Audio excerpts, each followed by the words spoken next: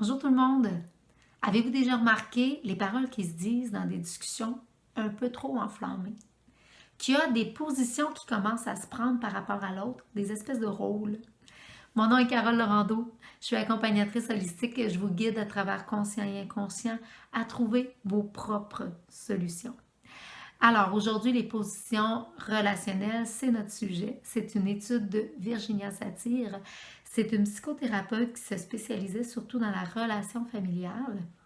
Et puis, elle était connue pour ça, ces approches-là. Et elle a aussi servi avec deux autres personnes de modèle pour créer la programmation neurolinguistique. Il y a plein d'écrits sur elle. J'ai d'ailleurs mis un lien par rapport à ça sous la vidéo. Je vous invite à aller le voir si ça vous intéresse. Alors, on va commencer par les positions, les définir un peu, surtout définir leur objectif et leur qualité. Et vous allez voir que vous allez comprendre c'est quoi le terme en même temps. Ça définit le terme en définissant l'objectif et la qualité. Alors, selon les sources, il y a des différents termes. Donc, le suppliant, selon d'autres sources, va devenir victime. Vous avez tous compris c'est quoi son rôle. Et son objectif à cette personne-là, c'est de vouloir plaire à tout prix. Et puis, donc, elle va dire à peu près tout ce que l'autre veut entendre pour vouloir plaire à tout prix. Sa qualité, par contre, c'est de prendre soin de l'autre et c'est d'être soucieux de l'autre. Le deuxième, qui est le blâmeur ou le bourreau, ben, vous allez comprendre que lui, son rôle, c'est de chercher de mettre le blâme à tout prix sur l'autre. Par contre, c'est un grand défendeur et un grand revendicateur. Voilà ses qualités. Ensuite, le rationnel. Le rationnel, pour d'autres sources, s'appelle aussi l'ordinateur. Donc, on est dans la logique des choses. Lui, ben, c'est sûr, il veut toujours avoir raison. Hein? C'est son but d'avoir raison. Mais ses qualités, par contre, c'est d'être reconnu pour son intelligence intellectuelle. Et là, je précise intellectuelle parce que vous savez qu'on a plusieurs aspects et selon chacun, on a notre grande intelligence selon certains aspects aussi. Donc, tout le monde est intelligent sur la Terre. Bref, bémol passé, on continue. Le distrayant, selon d'autres sources, qui peut être le distracteur, le petit clown en fait, dans le bon québécois, lui, ben, il veut éviter le stress. C'est ça son objectif. Fait qu'il fait plein de jokes, il fait toutes sortes de petites farces pour détendre l'atmosphère. Et sa grande qualité, justement, c'est la créativité et puis la spontanéité. Ensuite, on en a un cinquième, mais le cinquième, selon, encore une fois, Virginia Satir, c'est pas vraiment une position, mais c'est quelque chose qu'on l'on aspire d'être.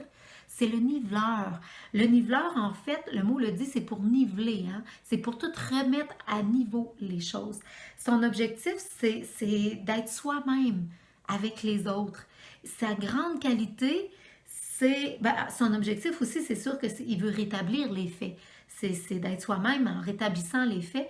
Et puis, ses qualités, à part de rétablir les faits, je m'excuse, les choses se répètent, ben, c'est son soutien. C'est son soutien envers chacun des êtres qui est là. Et puis, elle va avoir une grande écoute, puis il va valoriser les choses aussi. Donc, on veut tous devenir un niveleur, n'est-ce pas? Et puis, encore là, selon les recherches qu'elle a faites, Madame Satir, elle a vu qu'il y a des positions qui étaient plus attirées par d'autres positions. Donc, c'est des situations qui sont souvent, comment je pourrais dire ça, qui sont le plus souvent observées. Exemple, le blâmeur souvent et le relationnel vont être souvent ensemble dans cette discussion-là. Et quand il se rajoute une troisième personne, ben, ça va attirer que cette troisième personne-là va prendre la position du distrayant pour alléger l'atmosphère. Il y a plein de jeux de rôle comme ça, j'en ai une petite liste, je ne vous passerai pas à travers tout ça. Alors pour mon vécu, à moi, naturellement, j'amène mon vécu. Depuis que je me rends compte de ça, que j'en prends plus conscience et que je sais ça, et souvent dans les enflammés, j'avais tendance à prendre le blâmeur. Et puis je voulais blâmer l'autre des fois. Et puis là, l'autre veut me blâmer parce que j'attire un blâmeur des fois. Et là, je me dis, wow, wow, wow, je vais essayer de devenir le niveleur en le respectant, mais en respectant mon jugement aussi, mes affaires, en revenant tout au fait, tout en nivelant le tout. Et la discussion commence déjà à prendre une toute autre direction, très respectueuse, très calme. Je vous invite d'ailleurs à faire ça, cette expérience-là. C'est en fait plus un jeu que je vous amène que des petits trucs conseils.